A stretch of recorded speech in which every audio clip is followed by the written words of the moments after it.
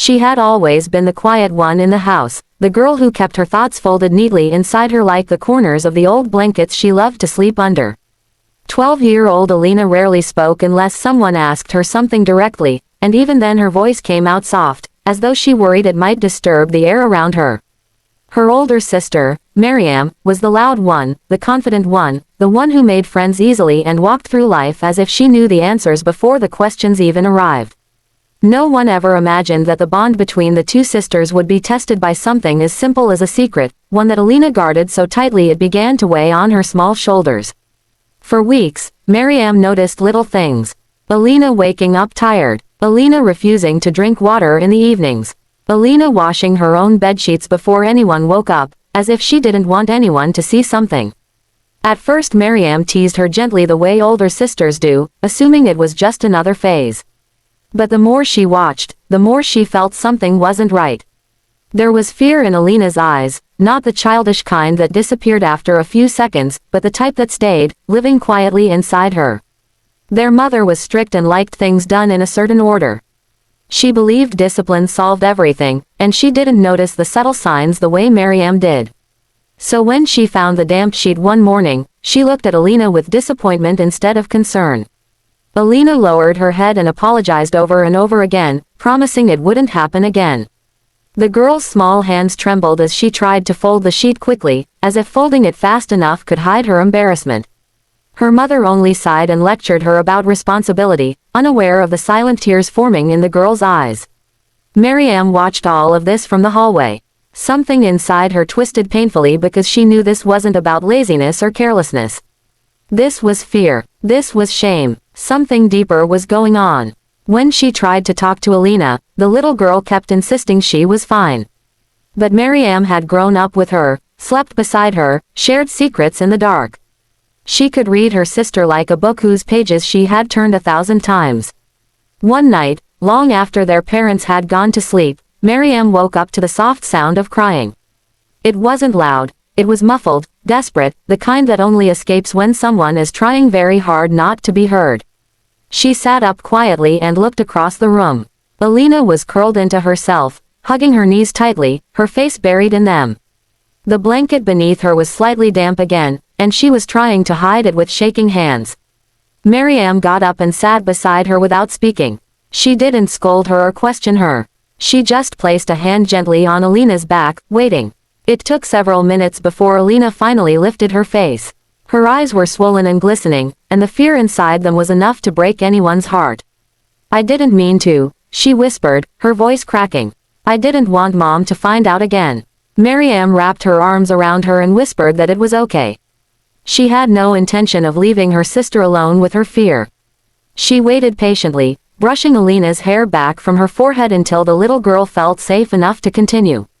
When she finally spoke, the words came out in pieces, trembling like fragile glass. She told her that she'd been having nightmares every night, the same one again and again. In the dream, she was alone in a dark room, calling for someone who never came. Sometimes she heard footsteps, sometimes she felt something closing in on her. The fear was so strong that she woke up sweating and shaking, her body reacting before her mind could catch up. She never told their mother because she was scared she'd be called dramatic, or told to stop imagining things. Alina didn't want to disappoint anyone, so she kept everything locked inside. Miriam listened with growing sadness, feeling tears burn in her own eyes. How long had her little sister been suffering in silence? How many nights had she laid awake terrified, thinking no one would understand? She pulled Alina close and promised her that she would handle it, that she would help her, that nothing she felt was wrong or shameful. They sat like that for a long time, two sisters in the quiet darkness, one finally letting go of a secret that had been strangling her, the other holding her up with all the strength of an older sibling's love. The next morning, Miriam didn't hide anything. She told their mother everything, her voice firm, protective, refusing to let Alina be blamed for something she couldn't control. Their mother was stunned at first, and perhaps guilty too, realizing she had misread her younger daughter's pain. Slowly, her expression softened, and she hugged Alina tightly, something the girl needed more than any lecture. For the first time in weeks, Alina breathed freely. The heavy secret she had carried alone was finally shared, and the fear that had followed her for so long began to fade. And Miriam, standing beside her, felt the quiet pride of someone who had done what love demanded, paying attention when no one else did, and protecting the heart that needed her most. Lena had always been the kind of girl who tried to stay out of everyone's way. She moved quietly through the house like someone afraid to take up too much space. At 13, she had learned to read moods, footsteps, and even the way doors closed. She could tell what kind of day it would be before anyone even spoke. Her mother was strict, tired from long shifts, and often quick to react. Her father was distant, a shadow who existed more in the sound of his television than in conversations. Lena learned early that staying silent meant staying safe. Lately, however, something had changed. Each morning, her mother seemed more upset. She would pull back the bedsheets with frustration, shake her head, and lecture Lena about responsibility. The girl only nodded, apologizing even though she barely understood what she was apologizing for. She didn't know why she kept waking up to damp sheets, why she felt tired even after sleeping for hours, or why the smell of the room made her chest tighten with shame. All she knew was that every mistake felt like another crack forming under her mother's patience. Her aunt, Aisha, visited once a week. She was different from the rest of the family, gentle, observant, the kind of person who listened first before speaking. She often brought small gifts, snacks, or books she thought Lena might enjoy. But on her recent visits, she sensed an unusual weight in the air, a tension wrapping itself around the house like a cold draft. Lena hardly looked at her, something the girl had never done before. Instead, she kept her eyes low and stayed close to the corner of the room, as if invisible walls were closing in on her. One afternoon, when Aisha stopped by unexpectedly, she heard raised voices through the half-open window. She froze, listening without meaning to. Her sister's voice, sharp, impatient, filled the room, while Lena's voice trembled with quiet apologies. Aisha's heart tightened. She knocked lightly and stepped inside before her sister could say anything else. The room fell silent. Lena's eyes were red, her hands twisted together in nervous knots. "What's going on?" Aisha asked gently. Her sister avoided her gaze. "Nothing. She just needs to learn. She keeps making the same mistake." Lena looked down, fear tightening her shoulders. Aisha felt a pang of concern. She could tell there was more to this than carelessness or childhood accidents. Something wasn't adding up. The girl's trembling, her exhaustion, the way she flinched when her mother raised her voice even slightly. Later that evening, Aisha asked Lena to help her pick something from the kitchen. As soon as they were alone, she knelt in front of her and gently lifted her chin. "You can tell me anything," she whispered. "Are you scared?" Lena held her breath. Her eyes glistened, and she shook her head quickly at first, then slowly, helplessly, she nodded. Tears spilled before she could stop them. Aisha wrapped her arms around the girl. "What's happening, sweetheart?" The words came out broken, fragile. Lena explained that she didn't know why it kept happening. She would go to sleep completely fine, but she woke up ashamed, the sheets wet again. She had tried to clean them herself before anyone noticed, but her mother always found out. She thought maybe she wasn't trying hard enough. Maybe she deserved the lectures. Maybe this was her punishment for something she didn't remember doing wrong. The moment she said those words, Aisha felt something inside her crack. A child thinking she deserved punishment for something she couldn't control. How long had she been carrying that guilt alone? Aisha spent the night with them. She insisted on it, sensing that leaving Lena alone was no longer an option. She stayed awake longer than everyone else, watching the girl sleep. Around 2 a.m., she noticed something. Lena shifted, her face tightening in pain. She fidgeted restlessly, sweating despite the cool night air. Then, softly, she whimpered, a sound so low and frightened it made Aisha rise from her chair. The girl was having a nightmare. Aisha gently woke her, and Lena sat up gasping, holding her chest with trembling hands. She looked around, confused and scared, tears clinging to her lashes. Aisha pulled her close and held her until her breathing slowed. The next morning, without hesitation, Aisha sat her sister down. Her tone was firm but full of care. She explained what she had seen. She told her that this wasn't defiance. It wasn't laziness. It wasn't something Lena could control. It was stress, deep, overwhelming stress that had begun to manifest physically.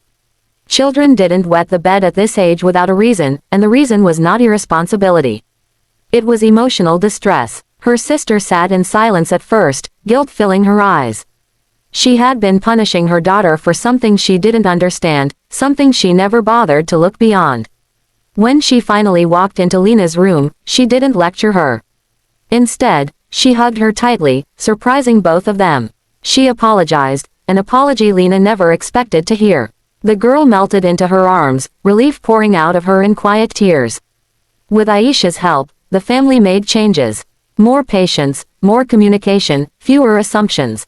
Slowly, Lena began to sleep without fear.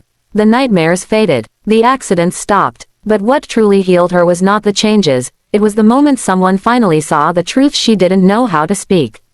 For the first time in a long time, she felt safe. And it was all because her aunt cared enough to look deeper. The house felt unusually quiet that evening, the kind of quiet that settles in after too many emotions have been stirred in a single day. Lena sat on the edge of her bed, her fingers tugging nervously at a loose thread in her blanket. She wasn't used to this new softness from her mother. The apology she received earlier still echoed in her mind, feeling both comforting and unfamiliar. Her Aunt Aisha's presence brought a calm she didn't fully understand, but she clung to it like a small anchor in a confusing sea. Her mother appeared at the doorway, hesitant in a way Lena had never seen before. She wasn't holding a lecture in her tone or frustration in her eyes. Instead, she seemed unsure, almost fragile. She walked slowly toward Lena and sat beside her, leaving a respectful space between them. For a moment, neither spoke. Their silence carried all the things both had been too scared to say. Finally, her mother whispered, "I'm sorry if I made you feel alone." Lena looked up, startled. Her mother had never spoken words like that, not to her, not to anyone. She swallowed hard, unsure how to respond. Aisha watched from the hallway, quietly giving them space while still staying close, like a guardian gently supervising the moment. Her mother reached out and gently took Lena's hands. "I should have understood something was wrong. I didn't want to believe I was failing you." Lena blinked. The idea that her mother had doubts too softened something inside her. She shook her head, her voice barely audible. "I didn't want to make you upset. I tried to stop it. I really did." Her mother's eyes filled with warmth tinged with regret. "You don't have to try alone anymore." Something inside Lena loosened, a knot she had carried for months. She leaned forward and let her mother pull her into a careful hug. For the first time, her mother held her not with expectations but with understanding. The embrace felt different, gentler, deeper. Like finally being seen. Later that night, Aisha suggested something small but meaningful. A family dinner together, not rushed, not distracted by television or chores. Just the three of them sharing space with intention. They ate slowly, talking lightly about school, neighbors, funny things that had happened long ago. Lena laughed once, soft and shy, but real. That single laugh lifted the entire room. After dinner, Aisha placed a warm hand on her shoulder. "Can I show you something?" she asked. Lena nodded. Aisha guided her to the living room where she placed a small notebook on the table. "This is for you," she said. "Whenever you feel scared or confused or you don't know how to say something out loud, you can write it here. And if you want, you can share it with me or your mom. Or you can keep it private. What matters is that you don't hold your fears alone anymore." Lena opened the notebook. The pages were blank, but instead of feeling overwhelming, they felt full of possibility. She traced her fingers over the first page and felt something like relief bloom quietly inside her. That night, she slept with the notebook beside her pillow like a quiet companion.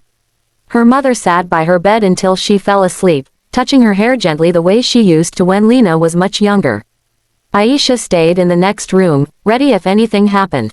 Around midnight, Lena stirred in her sleep, startled by a fragment of a dream. But this time, she didn't wake up in panic. She felt a presence beside her, her mother's hand resting lightly on her arm, grounding her. The fear passed more quickly than usual. Her breathing slowed. She drifted back into sleep with a sense of safety she had forgotten was possible. In the morning, sunlight spilled through the curtains, and when Lena woke, she felt rested in a way she hadn't in a long time. Her mother was still beside her, asleep in a chair but peaceful. Aisha peeked in, smiling softly at the sight. Something had shifted permanently in the house, everyone could feel it. At breakfast, Lena shyly handed her aunt a notebook, open to the first page. She had written only one sentence in small handwriting, "I'm scared of being alone in the dark." Aisha's eyes softened as she read it. She placed the notebook back in Lena's hands and kissed her forehead. "You never have to be alone in anything," she whispered. "Not anymore." Her mother nodded from across the table. "We'll get through all of this together." Over the next few weeks, small changes grew into big ones. Her mother became more attentive, asking gentle questions instead of assuming. The house became calmer. The nightmares came less and less often.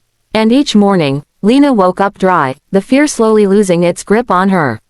One evening, as they sat watching the sunset from the porch, Lena leaned against her mother's side. She felt safe, steady, understood. It struck her that sometimes it took one person, just one, to look closely enough to see the truth hidden beneath silence. And for her, that person had been Aisha. Her aunt had not just discovered what Lena was silently fighting, she had changed the way the entire family understood love. And that changed everything.